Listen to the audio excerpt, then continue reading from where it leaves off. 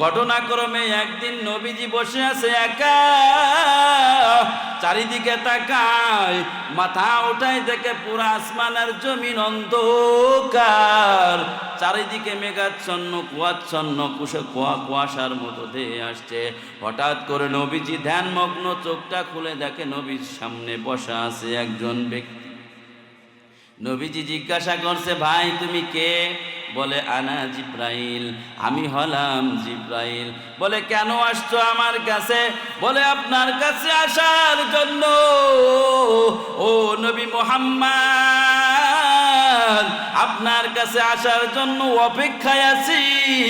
দুনিয়ার শুরু লগ্ন থেকে আমার আল্লাহ আমাদেরকে যখন সৃষ্টি করেছে তখন থেকে অপেক্ষায় আছি। আমার আল্লাহ ঘোষণা করে রেখেছে আমার একজন বন্ধু আসবে, তার কাছে তোমাদের প্রতিনিয়ত বার্তা নিয়ে যেতে হবে। আমার নবীজি বলেন, ও জিব্রাইল কেন আসছো?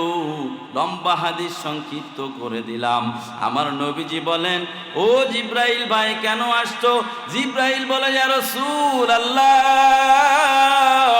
আমার আল্লাহ আপনার জন্য এমন একটা কোরআন, এমন একটা কিতাব আপনার জন্য স্পেশাল রেখে দিছে। এই কোরআনটা আপনার ভিতর ঢুকাইয়া দেওয়ার জন্য আমার আল্লাহ আমাকে পাঠিয়েছেন। এই কোরআন নাজিল করার কথা ছিল, পাহাড় নিতে রাজি হয় নাই, আসমান নিতে রাজি হয় নাই, জমিন নেওয়ার জন্য রাজি হয় নাই, আপনার নিতে হবে। বলে, আপনি পড়েন, ইকরা বিসমি রাব্বিকাল্লাযী খলাক, খলাকাল ইনসানা মিন আলাক। নবীজি পড়েন, আমার নবীজি বলেন, আনা বিকারিন, আমি তো পড়তে জানি না, আমি তো কোনো স্কুল কলেজে যাই নাই, আমি তো কোনো ভার্সিটির ছাত্র না, আমার তো কোনো শিক্ষক নাই, আমি তো পড়তে পারি না। নবীজিকে জিব্রাইল বলে, আগাইয়া আসেন। নবীর বুকে জড়াইয়া ধরছে জিব্রাইল, নবীকে জড়াইয়া এবার ছেড়ে দেশে মুখের মধ্যে একটা ফু দিয়া এবার বলেন, ইয়া রাসূলুল্লাহ, আপনি আবার পড়া শুরু করে দেন। আমার আল্লাহ কোরআন নাজিল করে, ইকরা বিসমি রাব্বিকাল্লাযী খলাক, আপনার রবের নামে শুরু করে দেন। নবীজি পড়া শুরু করে দিছে, কিন্তু নবীজি থরথর করে কাঁপতেছে। নবীর আশেপাশে কেউ নাই, এমন অবস্থা তো জীবনে কোনোদিন সম্মুখীন হয় নাই। নবীজি তাড়াতাড়ি কাঁপতেছে। কেমন কাঁপে? ঠান্ডা রাত্রে যাদের ভিতরে কোরআনের জ্ঞান আছে, দেখবেন যারা হাফেজে কোরআন, কেমন কোরআনের তেলাওয়াত নেওয়ার জন্য, কোরআন শেখার জন্য, এই যে আলেমদেরকে আপনারা দেখেন, মসজিদের ইমামদেরকে দেখেন, এই মসজিদের ইমামরা কিন্তু এমনে এমনে এখানে আসে নাই। ওই গভীর রাত্রে মাদ্রাসাগুলো গেলে দেখা যায় রাত্র 3টা বাজে ছোট ছোট বাচ্চারা ঘুম থেকে উঠে, ঠান্ডা পানি দিয়ে, গরম পানিরও ব্যবস্থা নাই, ঠান্ডা পানি দিয়ে ওযু করে আর ঠন ঠন করে কাঁপতে থাকে, ঠন ঠন করে কাঁপে আর তাহাজ্জুদে দাঁড়ায়। তাহাজ্জুদে দাঁড়াইয়া আল্লাহর কাছে দরখাস্ত করে, আয় আল্লাহ, তোমার এই মহাগ্রন্থ আল কোরআন তোমার নবীর সিনাই দিয়েছো, আমাদের সিনাই তুমি দিয়ে দাও। এইভাবে যদি মুখস্থ না করতে পারি, বাড়িতে গেলে মায়ে ভাত দিবে না, বাবাই বেশি কথা বলবে। মুখস্থ যদি না করতে পারি, উস্তাদের বেতের বাড়ি। এই জন্য আপনাদেরকে মাঝখান দিয়ে একটা কথা বলে যাই, খবরদার মসজিদের ইমামদের সাথে খারাপ ব্যবহার করবেন না, খবরদার আলেমদের সাথে বেইজ্জতিমূলক আচরণ করবেন না, আলেমদেরকে আপনারা শত্রু ভাববেন না। আমাদের আল্লাহ তাআলা আলেম হিসেবে দুনিয়ায় পাঠিয়েছিলাম, ইয়ার রিসুদ্দিনা রাওয়ালা দিরহামা। আমার নবীজি বলছেন, আমি মারা যাওয়ার পরে আমার এলেমের ওয়ারিস হবে আমার উলামায়ে কেরাম, আমার উলামায়ে কেরাম ওয়ারিস হবে, মিরাজ পাবে। লাম ইয়ারনিসু দিনারাও ওয়ালা দিরহামা, আমি নবীর টাকা পয়সার ওয়ারিস না, বরং আমি নবী উপরে কোরআন নাজিল হয়েছে, এই কোরআন আমার উম্মতের মধ্যেও ঢুকবে, বলি সুবহানাল্লাহ। গভীর রাত্রে সন্তান কোরআনের তেলাওয়াত করে, এভাবে হাফেজ হয়ে যায়। একটা হাফেজ হতে এত সহজ না। সামান্য একটা ইংরেজি কবিতা যদি ক্লাস পড়ে পড়ে থাকি এখন মনে নাই, কিন্তু বছরকে বছর আমার আল্লাহর কোরআন এত সহজ করে দিয়েছেন বান্দার মধ্যে। তারাবিতে পড়ে, এই বাচ্চারা চুপ করো, তারাবিতে পড়ে বিভিন্ন সময় তেলাওয়াত করে, না দেখে করে কি করে না? ও আমার ভাইরা, আমার কথার একটা উত্তর দেন, বলেন তো দেখি, 2 আর 2 কত হয়? সবাই পারি না? আমার আল্লাহ বলেন তোমরা তাড়াতাড়ি করে কোরআন শেখার জন্য মসজিদমুখী হয়ে যাও, আলেমের কাছে যাও। তার কারণ হলো আল্লাহ তাআলা বলেন ওয়ালাকাদ ইয়াসসারনাল কুরআন, আমি এই কোরআনকে তোমাদের জন্য সহজ করে দিয়েছি। আল্লাহ যত ভাষা দুনিয়ায় নাজিল করেছেন সব ভাষার থেকে সহজ ভাষা হলো কোরআন। আমার যুবকের দল যারা এখনো কোরআন শেখো নাই, জলদি করে কোরআনটা তুমি শিখে নাও। কেন কোরআন শিখবা? আমার নবীজি কাঁপে, আমার নবীজি কাঁপতেছে আর বলে সাম্মিলুনি সাম্মিলুনি, ও খাদিজা তাড়াতাড়ি করে আসো, আমার শরীরের মধ্যে কাঁপন উঠে গেছে, আমাকে লেপ দ্বারা ঢেকে দাও, আমাকে চাদর দ্বারা ঢেকে দাও। হযরতে খাদিজাতুল কুবরা রাদিয়াল্লাহু তাআলা আনহা বলেন আল্লাহর নবীর এই অবস্থা দেখে বলে কাল্লা, কখনো না, আপনি ভয় পাবেন না। আবশির, আপনি একটা সুসংবাদ দেন, ফাল্লাহি লা ইউহজিকাল্লাহু আবাদা। ও নবী, আমার মায়েরা, আমার মায়েরা, মা বোনেরা যারা পর্দার আড়ালে অবস্থান করছেন ভালো করে শুনে নেন। একজন পুরুষ মানুষ যখন বিভিন্নভাবে যখন নাকি সে নাকি চিন্তাগ্রস্ত হয়ে যায়, ভেঙে পড়ে, ব্যবসায় মন্দা হয়ে যায়, ঋণগ্রস্ত হয়ে যায়, বিদেশ থেকে ফেরত আসে, সংসারের অশান্তিতে ভোগে, বলুন তো দেখি কোন মানুষটা সব থেকে বেশি সাপোর্ট করে? সে হলো স্ত্রী। হযরতে খাদিজাতুল কুবরা রাদিয়াল্লাহু তাআলা আনহা কেমন নারী ছিলেন, আর আজকে আমাদের সমাজের নারী ও মা তোমাদেরকে বলি, তোমার স্বামী যখন নাকি কোনো চিন্তাগ্রস্ত হয়ে যাবে, তোমার স্বামীকে তোমার সাপোর্ট করতে হবে, সাহস যোগাইতে হবে, বলবেন যে কোনো টেনশন করবেন না, আল্লাহ যা কপালে রাখছে তাই হবে। এরকম স্ত্রী যদি কারোর ঘরে থাকে, ওই বান্দা জীবনে হার্ট অ্যাটাক করবে না, জীবনে স্ট্রোক করবে না। এইরকম বুঝ কয়জনের আছে? কয়জনের ঘরে এরকম স্ত্রী আছে? স্ত্রীরা পারলে আরো বিপদের সময় আরো বিপদ চাপাই দেয়। আমার আল্লাহ বলেন খাদিজা থেকে তোমাদের শিক্ষা নিতে হবে। খাদিজা বলেন ইয়া রাসূলুল্লাহ, কাল্লা, আপনি ভয় পাবেন না। তার কারণ হলো আপনার মধ্যে 5টা গুণ আছে। কয়টা গুণ? কথা বলেন। 5টা গুণ আছে। তার মধ্যে 1 নম্বর হলো লা তাসিলুর রাহমা। ইয়া নবী, আপনি কখনো তো আত্মীয়তার সম্পর্ক ছিন্ন করেন না।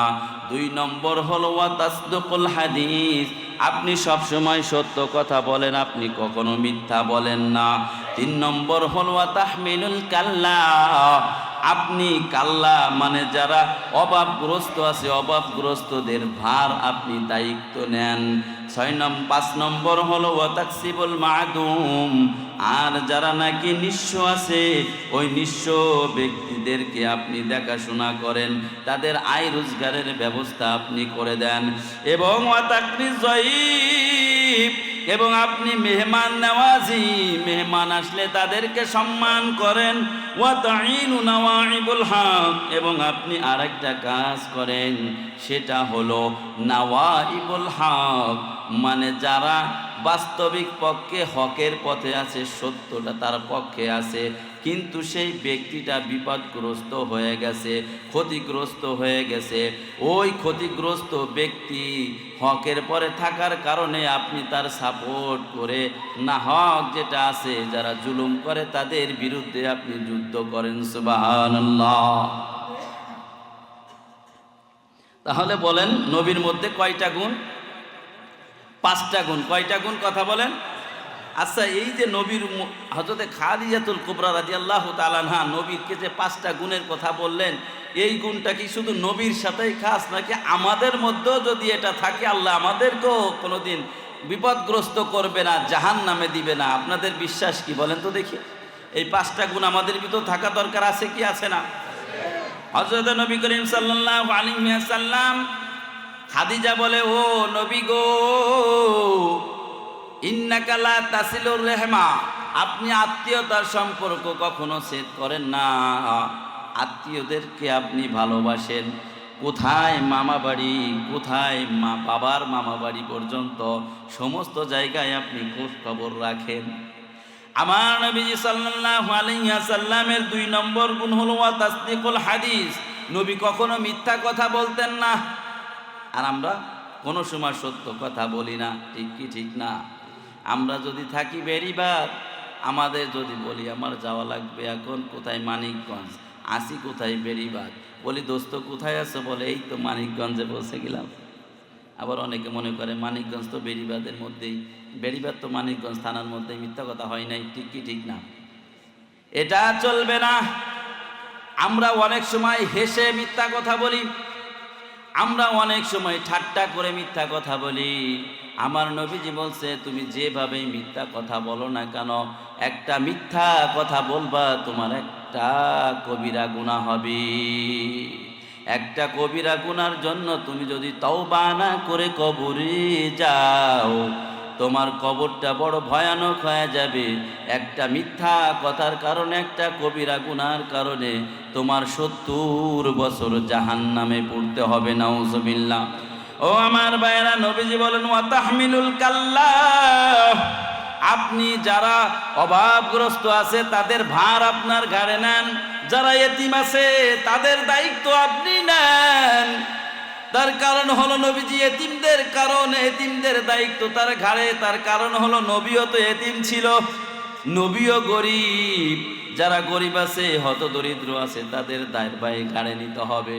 ও ভাই, সমাজে কয়জন আছে আমরা শুধু নিজেরা মনে করি নিজেদের পকেটটা ভরলেই হয়, আর একজনের দেখার কোনো সুযোগ আমাদের নাই। কথা বলেন ঠিক কি ঠিক না? নবীজি বলেন একটা গুণ তোমাদের রাখতে হবে, আর একজনের দায়িত্ব তোমার ঘাড়ে নিতে হবে। তোমার বাড়ির পাশেওয়ালা সন্তান ভালো মানুষ, নামাজ পড়ে, পরহেজগার, টাকার জন্য বিদেশ যেতে পারছে না, এইদিকে তোমার 1 কোটি টাকা ব্যাংকে আছে, সুদ আসে, প্রফিট আসে, আর মুনাফা আসে। বর্তমান তো আর সুদ কয় না, কয় মুনাফা। কি কয়? কয় মুনাফা। মনে হয় আল্লাহ তাআলা মুনাফা আর সুদ বোঝে না, ঘুরাই ফিরাই কয় মুনাফা খাই, সুদ খাই না। এরকম সুদখোরের অভাব নাই। কথা বলেন ঠিক কি ঠিক না? ব্যাংকে যে টাকা জমাও, তুমি যদি মুনাফা বলো, আল্লাহ বলে তুমি যদি এত চালাকি করো, আমি আল্লাহ জানি মুনাফা কি জিনিস আর সুদ কি জিনিস। সুদের আজ করবো না, তার কারণ হলো এতটুকু শিক্ষা নিয়ে কবরে যাও। ও বান্দা, নবীজি বলেন যে ব্যক্তি সুদ খায়, একজন সুদখোরের গুনাহ হলো কেমন? সব থেকে নিম্ন গুনাহ হলো আপন মায়ের সাথে জিনা করা। বলেন নাউজুবিল্লাহ।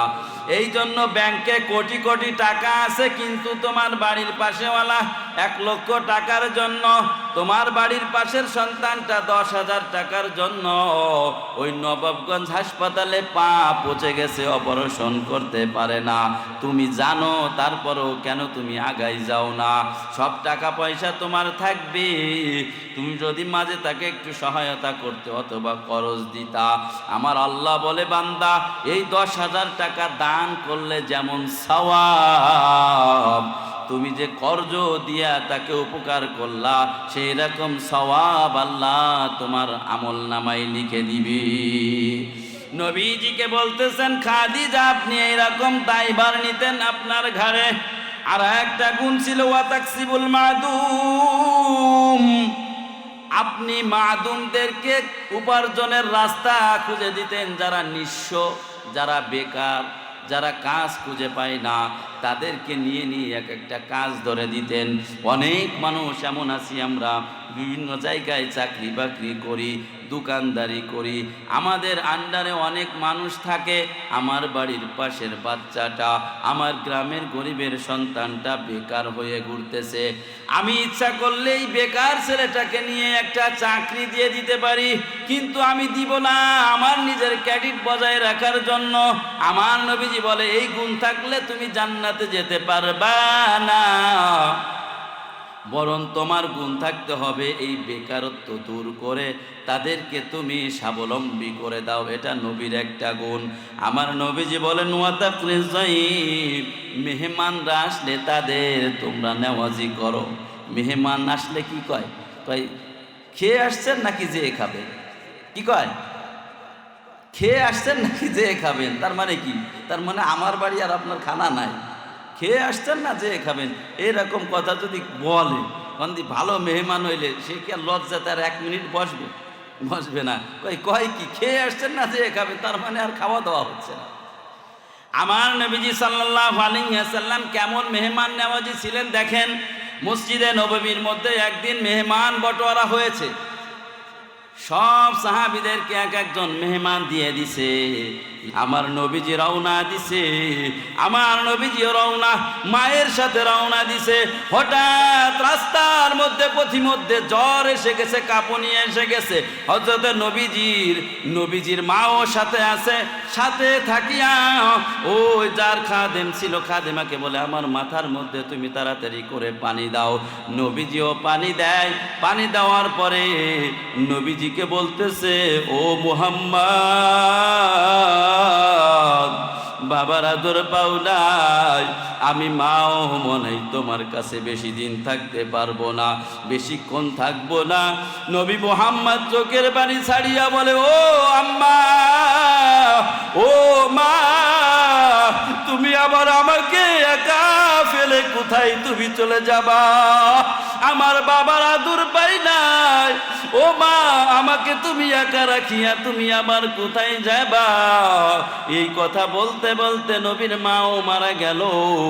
এই এতিম নবী, দয়ার নবী, মায়ার নবীকে সান্ত্বনা দিল হযরতে খাদিজা। বলে আপনি খবরদার বিচলিত হবেন না, তার কারণ হলো আপনি বিচলিত হবেন না, তার কারণ হলো আল্লাহ আপনার উপরে রহমত নাজিল করে সূরাতুদ দুহার আয়াত নাজিল করে দিয়েছেন, ওয়ালা সাউফা ইউতিকা রাব্বুকা ফাতারদা। অতি তাড়াতাড়ি নবীজি কাঁদতেছে, মার দ্বারে বৈশা চোখের পানি ছাড়িয়া কান্দে, মা জলমের দুঃখী বানাইয়া চলে গেল। রাত্রে যখন খাবারের জন্য মানুষের কাছে চাইব আমাকে কে খাবার দিবে, মাত্রে যখন ক্ষুধা লাগবে আমাকে কে খাওয়াইবে, ও মা যখন নাকি জ্বর হবে আমার মাথায় কে পানি ঢেলে দিবে, ও মা বলো যখন আমার ভালো ভালো খাবার খাওয়ার ইচ্ছা হবে আমাকে কে রান্না করে দিবে? সানা 1 নম্বর হলো আল্লাহর ইবাদত করো, 2 নম্বর হলো আল্লাহর সাথে শরীক করো না, 3 নম্বর হলো ওয়াবিল ওয়ালিদাইনি ইহসানা, পিতা মাতার সাথে সদাই ব্যবহার করো, সৎ ব্যবহার করো, পিতা মাতার পরে তুমি ইহসান করো। আর কি করবা? ওয়াবিদিল কুরবা, আর তোমরা আরো 9 শ্রেণীর মানুষের সাথে তোমরা সদাই ব্যবহার করবা, তাদের প্রতি তোমরা ইহসান করবা। ওয়াবিদিল কুরবা, তোমার নিকট আত্মীয় যারা আছে তাদের প্রতি তুমি ইহসান করো। ওয়াল জারিদিল জুনুব, তোমার বাড়ির পাশে যারা আছে মানে প্রতিবেশী, প্রতিবেশীদের সাথে তুমি ভালো ব্যবহার করো, প্রতিবেশীর উপরে ইহসান করো। ওয়াল মাসাকিন, 4 নম্বর হলো যারা মিসকিন আছে তাদেরকে, গরিব যারা আছে তাদের প্রতি তুমি ইহসান করো। ওয়াল জারিজিল জুনুব, আর ওয়াসাহিব মিল জামবি, সাময়িকভাবে তোমার যে প্রতিবেশী থাকে তার প্রতি তুমি সদয় হও। ওয়া ইবনিস সাবিল, আর যারা ইবনিস সাবিল আছে মানে মুসাফির আছে, পথিক আছে, তাদের প্রতি তুমি সদয় হও। ওয়া মা মালাকাত আইমানুকুম, আমার আল্লাহ বলেন তোমাদের আন্ডারে যারা কাজ করে, তোমাদের অধীনে যারা কাজ করে, তাদের প্রতি তুমি সদয় হও। ইন্নাল্লাহা লা ইউহিব্বু মান কানা মুখতালান ফাখুরা। আমার আল্লাহ তাআলা, আমার মুসলমান ভাইয়েরা সুন্দর করে বুঝবেন কথাগুলো। আমরা মনে করি শুধু নামাজ পড়া, রোজা রাখা, আমরা মনে করি হজ করা, যাকাত দেওয়া, কুরবানি করা, এইগুলোই শুধু মনে হয় ইবাদত। কিন্তু না, আমার আল্লাহ ইবাদতের সাথে ইবাদত এবং সাথে মুআমালাতের কথা বলেছেন। মানে ইবাদতও যেমন দরকার, মুআমালাতটাও তেমন দরকার। মুআমালাত হলো পারস্পরিক সম্পর্ক বজায় রাখা। আমার আল্লাহ সূরাতুন নিসার 36 নম্বর আয়াতের মধ্যে ঘোষণা করে বলে, ও মুসলমান, তোমরা আমি আল্লাহর ইবাদত তো করবা, সাথে সাথে আমি আল্লাহর শরীক করবা না, পিতামাতার অবাধ্যতা করবা না, আর সাথে সাথে আরো 9টা কাজ তোমরা সুন্দরভাবে করবা। আমার নবীজি হাদিসের মধ্যে এই আয়াতের ব্যাখ্যা করার জন্য বলেছেন, আয়াতের মধ্যে আমার আল্লাহ বলেন অবিনিল কুরবা, মানে তোমার আত্মীয় স্বজন যারা আছে তাদের সাথে তুমি ভালো ব্যবহার করো। অনেক মানুষ এমন আছি, আমরা নিজের ভাইয়ের সাথে কথা বলি না। অনেক মানুষ এমন আছি, ওই আপন বোনের সাথে বছরকে বছর হয়ে যায়, কথা বলি না। বোনে জায়গা নিয়ে গেছে, ভাইয়ের জায়গা থেকে বিক্রি করে দিছে। বোন তো গরিব, তোমার কাছ থেকে জায়গা নিয়ে গেছে। ওই ভাই এই দুঃখে আর কষ্টে বোনের সাথে জীবনে কথা বলে না। সমাজে এরকম মানুষ আছে কি আছে না? কথা বলেন। বাড়ির পাশেওয়ালার সাথে কথা বলে না, জমি নিয়ে ঝগড়া, বাড়ি নিয়ে ঝগড়া, ঝগড়া করো আর কথা বলা বন্ধ করে দিছো। আমার আল্লাহ কুরআনের মধ্যে যত জায়গায় ইবাদত বন্দেগীর কথা বর্ণনা করেছেন, তার থেকে বেশি আমার আল্লাহ মানুষের সাথে পারস্পরিক সম্পর্ক সুন্দর রাখার জন্য কুরআনের আয়াতগুলোই দিক নির্দেশনা দিয়ে গেছে। এই আয়াতটার প্রমাণ আল্লাহ শুধু বলছেন ওয়াবুদুল্লাহ, আল্লাহর ইবাদত করো। আল্লাহর ইবাদতের অনেক অর্থ আছে, সমস্ত ইবাদতের মধ্যে শামিল হয়ে যায়। আমার আল্লাহ আবার ভেঙ্গে ভেঙ্গে আয়াতের মধ্যে বলে কার সাথে ভালো ব্যবহার করবা। অবিদিল করবা, তোমার ওই যে বোনের সাথে কথা বলো না, তোমার বন্ধুদের সাথে কথা বলো না, তোমার চাচাতো ভাইয়ের সঙ্গে কথা বলো না, তোমার বাড়ির পাশেওয়ালার সঙ্গে বছরকে বছর কথা বলো না। আজকে মাহফিল শেষ করে যাও, তাদের সাথে কথা বলো। আমার নবীজি ঘোষণা করে বলেন, যে ব্যক্তি 3 দিনের বেশি তার আপন ভাইয়ের সাথে, অর্থাৎ তার মুসলমান ভাইয়ের সাথে 3 দিনের বেশি, কয়দিন কথা বলেন?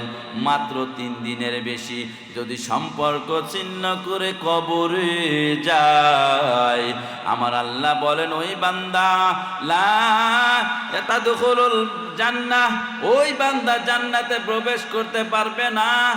আল কাতি, যারা নাকি আত্মীয়তার সম্পর্ক জীবনের তরে শেষ করে দিছে, জীবনে আত্মীয়র সঙ্গে সম্পর্ক আর রাখবে না, কথা বলে না। অনেক মানুষ এমন আছে, যদি শুনি আত্মীয় আসবে বলে বউকে বলে দাও আজকে বাড়ি থাকবো না, কারণ ভয় পাইছে যদি আত্মীয় আসে খরচ বরচ হয়ে যাবে। আছে কি আছে না? আমার আল্লাহ বলে এই ধরনের কাজ করলে তুমি আমার আল্লাহর ইবাদত বন্দেগী হাজার করো না কেন, তুমি কিন্তু জান্নাতে যাইতে পারবা না। অনেক বড় ব্যাখ্যা আছে। 2 নম্বর হলো অবিজাল যাওয়ার, এবং প্রতিবেশী যারা আছে তাদের সাথে সদাই ব্যবহার করো। সদাই ব্যবহার কিভাবে করবা? তোমার বাড়ির পাশে একজন বাড়ি আছে, আমার নবীজি হাদিসের মধ্যে বলেন প্রতিবেশীর সাথে সদাই ব্যবহার কেমন করে তুমি করবা। নবীজি বলেন হাত্তা ওয়ালা তাস্তাতিলুর বিনা, তোমরা তোমাদের প্রতিবেশী পাশের বাড়িওয়ালার কাছে অনুমতি নিবা। তুমি মনে করো তুমি একজন, তোমার বাড়ির পাশেওয়ালা গরিব আছে, গরিব, সে টিনের ঘরে বসবাস করে, আর তুমি টাকাওয়ালা 10 টাকা বিল্ডিং দিবা, 10 তলা বিল্ডিং দিবা। আমার আল্লাহ বলেন তোমার প্রতিবেশীর কাছে একটু শুনে নাও। ও ভাই, তোমার বাড়িতে তো বাতাস যাবে না, বিল্ডিং দিতে চাই, তোমার সমর্থন আছে কি আছে না? শুনলে আমাদের কাছে আজীব লাগে, হুজুর আবার আসমান আর জমিনের কথা কয়, এটা আমার টাকা দিয়ে আমি ঘর দিব, আমি কেন বাড়ির পাশে আল্লাহর কাছে শুনবো? আমার নবীজি বলেন কেন শুনবা? আমার আল্লাহ আয়াত নাজিল করে দিয়েছে, ও বান্দা যদি জান্নাতে যেতে চাও তাহলে তোমার বাড়ির পাশে যে আসে প্রতিবেশীর কাছ থেকে তোমার দোয়া নেওয়া লাগবে। অনেক মানুষ এমন আছি, প্রতিবেশী বাড়ির কাছে দেখবেন একটা গোয়াল ঘর উঠাই রাখছে, গোয়াল ঘরের দুর্গন্ধের কারণে বাড়ির পাশেওয়ালা টিকতে পারে না। অনেক মানুষ এমন আছি, আমার নিজের অনেক জায়গা আছে, সব জায়গা বাদ দিয়ে আমার প্রতিবেশী যে আছে তার রান্নাঘরের পাশে যাইয়া বাথরুম গাড়ছি, উদ্দেশ্য হলো কষ্ট দেওয়া। আছে কি আছে না? কথা বলে। আমার নবীজি বলেন এই ধরনের কাজ যদি তুমি করো, হাজার ইবাদত করো, তুমি জান্নাতে যেতে পারবা না। আমার নবীজি বলেন তোমার প্রতিবেশীকে কেমন ভাবে তুমি করবা। আমার নবীজি হাদিসের মধ্যে বলেন যদি তোমার প্রতিবেশীর কোনো কল্যাণকর কাজ হয়, হাত্তা আহান্তাহু, তুমি তাদেরকে অভ্যর্থনা জানাবা। তোমার বাড়ির পাশে একজন বিদেশে যাবে, ইটালি বাহিরে যাবে, তোমার বাড়ির পাশে একজন গরিবের মেয়ে বিবাহের কাজও আসছে খুব ভালো জায়গা থেকে, তোমার কাছে সংবাদ আসার পরে, আমাদের কাছে সংবাদ আসার পরে আমরা হিংসায় মরে যাই। যখন নাকি হিংসা করি, হ্যাঁ অমুক ইটালি যাবে আর আমি কি করলাম, আমার নবীজি বলেন তুমি কল্যাণকামী হলে না। তোমার উচিত ছিল তাকে তুমি সম্মান করা, অভ্যর্থনা জানানো। তুমি তাকে বলবা ভাই তোমার মেয়েটার তো ভালো জায়গার সম্বন্ধ আসছে, তোমার মেয়েটার বিবাহ শাদী দাও, যদি কোনো কিছু লাগে আমিও তোমাকে সাপোর্ট দিব, যদি কিছু নাও দিতে পারি, এই কথাটা তুমি যে পাড়া প্রতিবেশীকে বলবা, তোমার প্রতিবেশী তোমার পরে খুশি হয়ে যাবে। আমার আল্লাহ বলেন প্রতিবেশী খুশি তো আমি আল্লাহও খুশি হয়ে যাব। আমরা কি করি, যদি পাশের বাড়িওয়ালা কোনো মেয়েকে দেখতে আসে ভালো জায়গার থেকে, আমরা আরও চেষ্টা করি বিয়েটা কিভাবে ভেঙে দেওয়া যায়। সরাসরি আবার বলে না, তার কারণ হলো যদি সরাসরি বলে দেয়, আত্মীয়তা যদি হয়ে যায়, তা বলে দেবে না যে ওমকে বলছিল যে তোমার মেয়ে খারাপ, জুতোর বাড়ির খাওয়ার ভয় আবার আছে, এই জন্য আবার একটু অ্যাঙ্গেলে মারে। কিসে মারে কন? অ্যাঙ্গেলে মারে। কয় কি একটু দেখে শুনে নিও, একটু নাড়াই চাড়াই নিও, আমি আর সব কথা ভেঙে বললাম না, একটু দেখে শুনে কাজ করো। এর মানে কি? এর মানে হলো আমার ভাল লাগতেছে না অমুকের মেয়েটা একটা বড় লোকের ছেলের সাথে বিয়ে হবে, আমার ভাল লাগতেছে না, আমার মেয়েটা একটু তার থেকে নিঃস্বা জায়গায় বিয়ে হয়েছে, এজন্য কয় যে কি একটু দেখে শুনে নিও। আসলে উদ্দেশ্যটা হলো যেন ওর বিয়েটা না হয়। কথা বলেন ঠিক কি ঠিক না? আমার নবীজি বলেছেন ও বান্দা প্রতিবেশীর কল্যাণকামী হও। বাড়িতে যখন গোশতের টুকরা রান্না করবা, তোমার কিদ্রিহি ফি কিদ্রিহি, তোমার ব্যাগের মধ্যে তুমি পানি বাড়াইয়া দিবা। তার কারণ হলো ওই ঘ্রাণটা যদি তোমার বাড়ির পাশেওয়ালার সন্তানদের বাচ্চাদের মুখে যায়, বাড়ির পাশেওয়ালাদের কাছে যায়, তারা তোমার ঘ্রাণ শুকতে থাকবে। হয়তো তাদের টাকা নাই, গরুর গোশত কিনে খেতে পারে না, ভালো ইলিশ মাছ কিনে খেতে পারে না, তুমি ইলিশ মাছ রান্না করছো, ঘ্রাণটা ছড়িয়ে গেছে। আমার নবীজি বলেছেন ও বান্দা তুমি অন্যের কল্যাণকামী হয়ে যাও, তোমার ডেগের মধ্যে তুমি পানি বাড়াইয়া দাও, এক টুকরা গোশত দিয়ে আর পুরা বাটি ঝোল তুমি তোমার বাড়ির পাশেওয়ালাকে পাঠাইয়া দাও। আসেনি আমাদের সমানে এমন? আগে হতো তাই না? আগে হতো মা চাচিরা এমন করতো, আমাদেরকে দিয়া মা গোশত রান্না করে বলতো, যাও যেদিন গোশত রান্না হতো একটা গোশতের পেয়ালা, অল্প একটু গোশত, একটু ঝোল বেশি করে দিত, যাও অমুকের বাড়ি দিয়ে আসো, অমুকের বাড়ি দিয়ে আসো। আমরা মনে মনে বলতাম, আরে এতটুক ঝোল আবার কি দেয়? কিন্তু যখন আল্লাহ তাআলার নবীর হাদিস পড়লাম, বুঝে আসলাম আজকে যে মায়ের গর্ভে আমরা 3টা ভাই মুফতি, আমরা 3টা ভাই মুফতি, আমাদের বোনদের, আমাদের বোনেরা আলেমা, আমাদের ভাগ্নেরা সব হাফেজ, আমাদের মধ্যে সব এখন হাফেজ, বলি আলহামদুলিল্লাহ। এটার কোনো অবদান না, এটা মনে করি ওই মায়ের সেই এক বাটি গোশের টুকরা ঝোল দিয়ে বাড়ির পাশেওয়ালাকে দেওয়ার একটা অবদানের মধ্যে আছে। হাদিসের ব্যাখ্যা খুঁজে পাই, আগে মা বোনেরা এমন ছিল, বাড়ির পাশেওয়ালাদেরকে সাথে সব কিছু ভাগাভাগি করে খেত। কিন্তু এখন সবাই টাকাওয়ালা হয়ে গেছি, সবাই প্রবাসে থাকি, কেউ কারোর খোঁজ নেই না। আমাদের আপনাদের গ্রামে এমন মানুষ আছে, গরিবের সন্তান আছে, তারা জীবনে 1 কেজি গরুর গোশত কিনে খেতে পারে না, অথচ আমার সন্তানকে তো প্রতিনিয়ত ভালো ভালো খাওয়ায়। আমার নবীজি বলছেন স্পষ্ট করে, হাদিসের মধ্যে কিভাবে নবীজি ব্যাখ্যা করেছে দেখেন, তুমি যদি তোমার সন্তানের জন্য একটা ফল কিনো, তাহলে তোমার প্রতিবেশীকেও একটু দিয়ে তুমি ফল খেও। যদি তুমি না দিতে চাও, তাহলে হাত্তা আনতাদখুলু সিররা, গোপনে পকেটের মধ্যে ভরে নিয়ে বাড়িতে যাইও।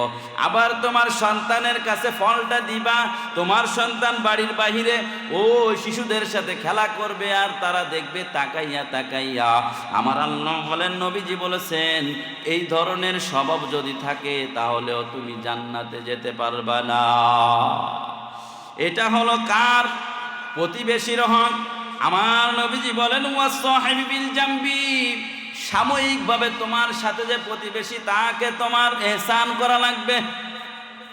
অনেক সময় বাসে উঠলে দেখা যায়, দেখবেন বাসের সামনের সিটে বসছে, আর পিছনেওয়ালা বাসের সামনের সিটটা উঁচায়া একেবারে এলান দিয়ে ঘুমাইছে, পিছনের যে আছে সে রাগে ফায়ার হয়ে গেছে।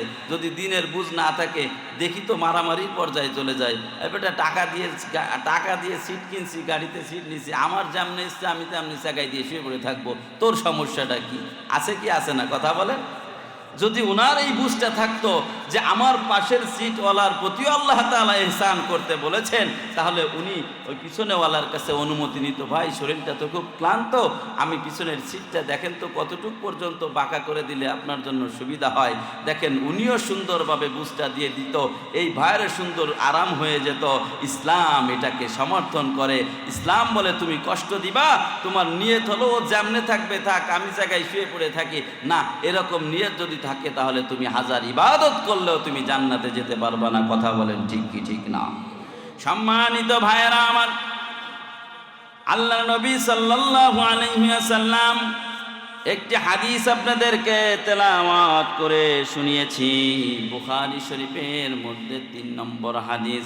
আল্লাহর নবী সাল্লাল্লাহু আলাইহি ওয়াসাল্লাম যখন নাকি হীরা গুহায় ধ্যান করার জন্য রওনা দিছে, নবীজি সাল্লাল্লাহু আলাইহি ওয়াসাল্লামের উপরে কিন্তু একটা কিতাব নাজিল হয়েছে।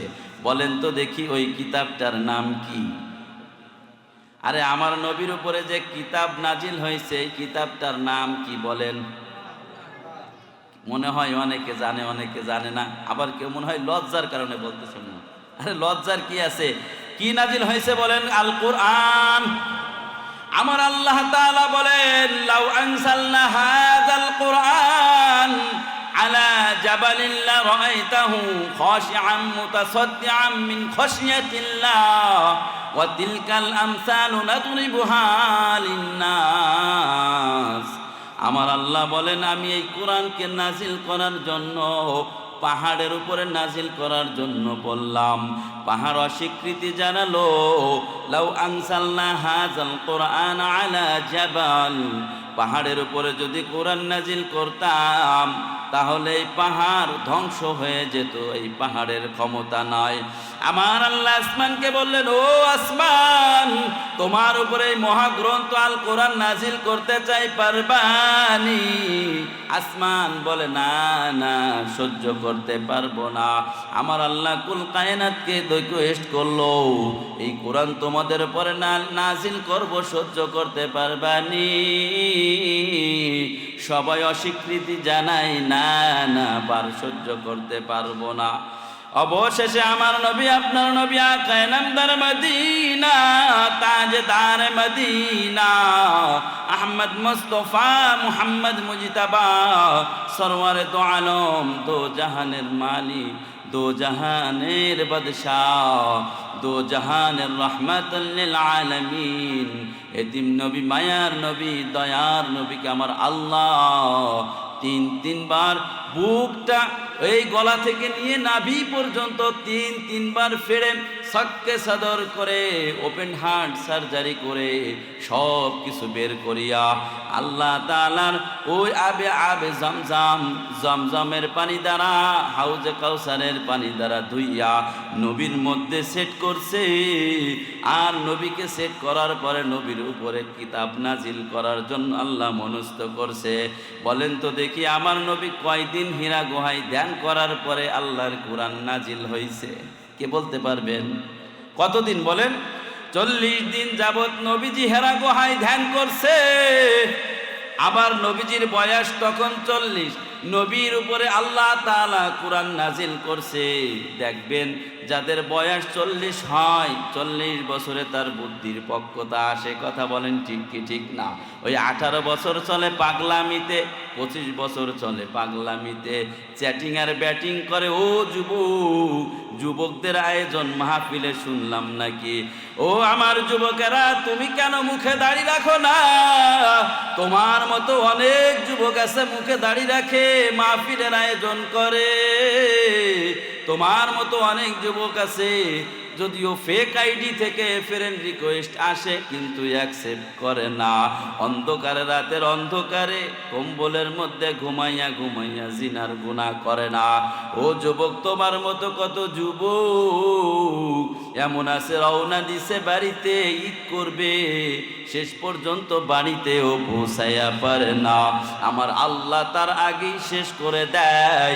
এই জন্য যুবক, তোমাদেরকে বলি, বয়স 18 পাগলামির বছর তোমাদের। এই পাগলামির বয়সটা যদি তুমি ঠেকাও, আমার নবীজি ঘোষণা করছে ওই যুবকদের কাল কিয়ামতের ময়দানে আমার আল্লাহ স্পেশাল ভাবে আরশের নিচেই তাদের ছায়ার ব্যবস্থা করে দিবে। সুবহানাল্লাহ। আমার ভাইয়েরা, লক্ষ্য করে শুনুন, আমার নবীজি সাল্লাল্লাহু আলাইহি ওয়াসাল্লাম হেরা গুহায় ধ্যান করছে। যারা মক্কা মদিনায় গেছেন হজ করার জন্য, ওই হেরা গুহায় পাহাড়ে যেখানে কোরআন নাজিল হয়েছে, বলেন কত সময় লাগে? 3 ঘন্টা সময় লেগে যায়। এখন তো অবস্থা খুব ভালো, সিঁড়ির মতো করে দেছে, তারপরেও 3-3টা ঘন্টা লেগে যায়। আর আমার নবী, আপনার নবীর স্ত্রী হযরতে খাদিজাতুল কুবরা রাদিয়াল্লাহু তাআলা আনহা কেমন ছিলেন? ওই পাহাড়ে প্রতিনিয়ত নবীর খাবার নিয়া ওই পাহাড়ে উঠতেন আর নবীকে খাবার খাওয়াইতেন।